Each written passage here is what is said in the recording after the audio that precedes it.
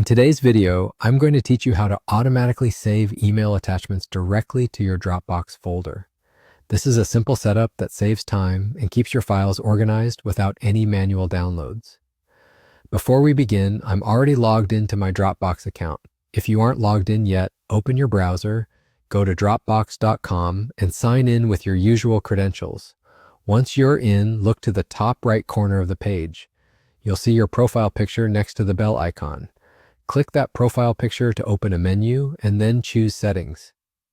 On the Settings page, you'll land on the General area first. Don't worry about changing anything there.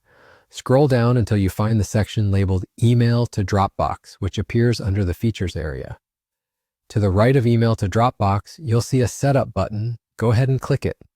A panel will appear with the option to create unique email address. Click that option.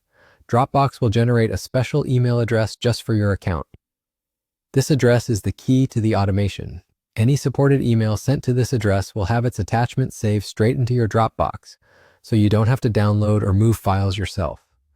Because of that, treat this address like a private gateway to your storage. Anyone who has it can send files into your Dropbox, so only share it with people and services you trust.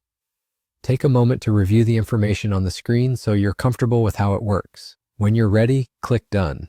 That's it. You've enabled automatic saving of email attachments to your Dropbox folder.